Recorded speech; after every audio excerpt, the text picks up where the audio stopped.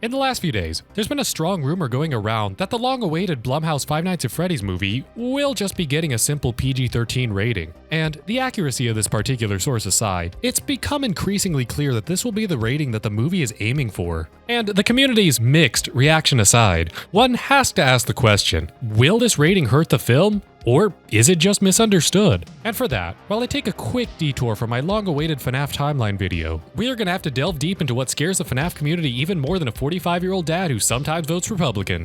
Context. And spoiler alert, I really don't think the conclusions of this video are what most people clicking this expect. So, let's dive right in. Now, I think there are three main problems the FNAF movie is going to have to face with a simple PG-13 rating, and the first is with the MPAA's notoriously inconsistent rating system. Now, while I'm not going to dive deep into the discussion on whether or not FNAF is a kid's series, what's indisputable is the story of FNAF is incredibly dark and gruesome at its core, and most importantly, most people don't realize just how finicky of a rating the MPAA PG-13 has been in the recent decades. For example, take Black Adam, a movie that was written from the ground up to be, well, PG-13. This movie still had to grapple with the MPAA over the rating on multiple occasions, and one of the silliest examples of this was the fact that they had to cut a split-second twitch from a humorously disembodied hand in the movie. Yup, if they didn't cut a split-second, one-finger twitch, they would have been slapped with an R rating. Or take this scene here in The Avengers, another film written from the ground up to be PG-13. This scene right here initially got the film an R rating over its graphicness, and had to be censored even further. And petty silliness like this is something that the FNAF movie is simply going to have to deal with. Because if FNAF was a streaming movie, then it would fall under the much more well-rounded TV-14 rating, and have no issues whatsoever.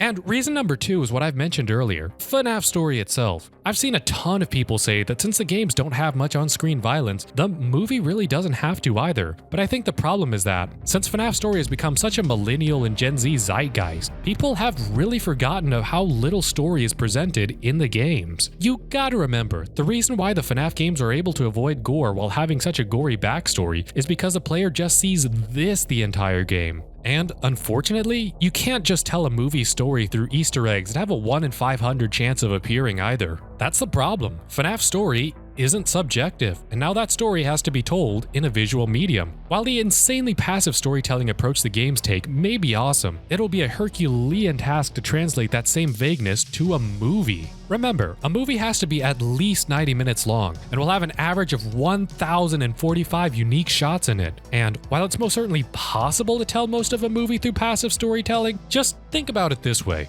Take one of the best known and best received adaptations of the FNAF story, the FNAF VHS tapes, which are masterclasses in passive storytelling. Even the FNAF VHS tapes, which have some amazing passive storytelling and still require a large pre-existing knowledge of the games to really enjoy, still needed to show blood so that people would not only know just what the heck was going on in the story, but also to convey the proper weight of it.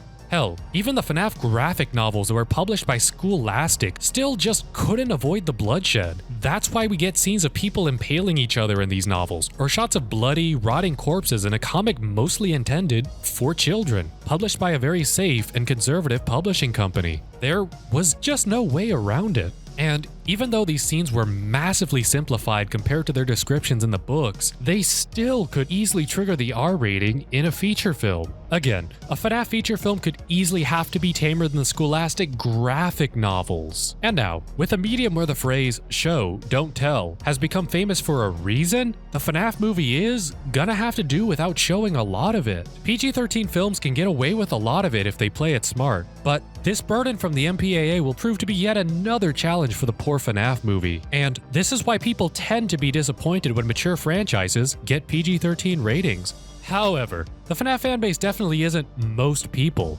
And last but certainly not least, is the FNAF movie's target demographic. Because shockingly, 99% of this, quote, controversy isn't actually people going against a PG-13 FNAF movie, but rather people creating drama over those who might be against it. Because FNAF creator Scott Cawthon and Blumhouse Productions know they can't isolate 3/4 of FNAF's audience with an R-rated movie, nor do they want to cause any more strife because of it. Because the only thing younger and more immature than FNAF's general audience is FNAF's Twitter audience. And if there's one thing we've learned from the FNAF fan fanbase's history is that people will do their best to drum up drama without any valid reason behind it. So, whatever the FNAF movie ends up doing, it will end up walking on eggshells. Just look at the backlash Scott personally had to deal with on Reddit because a FNAF fan deemed the franchise too inappropriate. Or look at the awful backlash Scott got over a FNAF World teaser that showed Mangle being hung by a yo-yo. With all of these controversies in Scott's mind, the man who, mind you, officially wrote the screenplay for the FNAF movie, it's no wonder that the franchise was toned so much for the latest installment, Security Breach. But even then, by the looks of my own comment section, it seems that even that wasn't enough for the fanbase.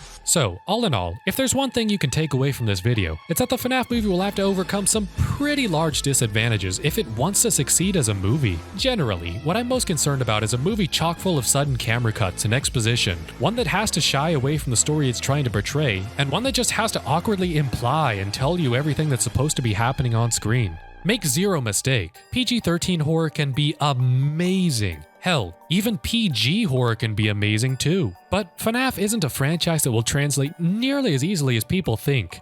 At least, if the movies want to tell the full story that the games do. Because I think that the best thing the first FNAF movie should do, if it wants to do well with a PG-13 rating, is to take the same approach that the first It remake did. This movie is notable for not just being an excellent movie through and through, but for taking a very complicated and lore-heavy story and just not really needing to explain much of it in the movie. If the FNAF movie followed in the same footsteps, then it would just be a movie about the story of FNAF 1, and there'd be no need of any depictions of children getting their heads crushed in, or a mutilated man convulsing as he quickly bleeds to death, because all it would need to be shown in that hypothetical movie are the animatronics, and maybe some injuries the protagonists get along the way. If the movie takes this simplified approach, it should be a win for everybody.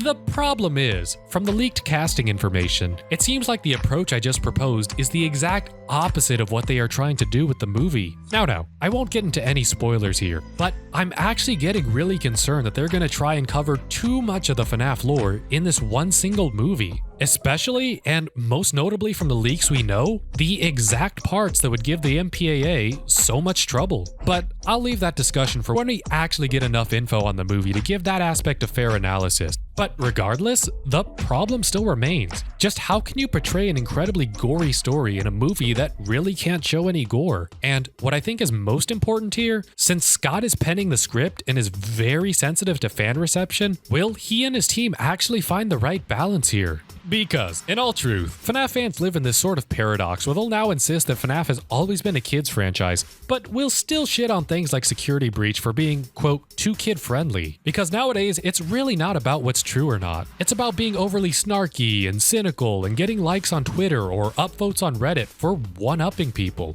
FNAF's audience will be advocating for more violence in the main series and idolize the, albeit incredible, FNAF VHS series, but yet be perturbed by the thought of an R rating and write dozens of TWDR posts and post 10-paragraph long comments on my videos and why it's morally wrong for a series about child murder to have the serial killer be mean to his family. So needless to say, I think we've mostly gotten past the era of FNAF fans wanting the series to be excessive just so they can feel edgy about themselves. Now, I think we're onto the era of FNAF fans insisting the franchise should be more tame and accessible so they can feel virtuous about themselves and their comments on Reddit. But regardless if 13 is the average FNAF fan's age or IQ, there's no doubt about it. The FNAF movie's gonna have some major hurdles in front of it.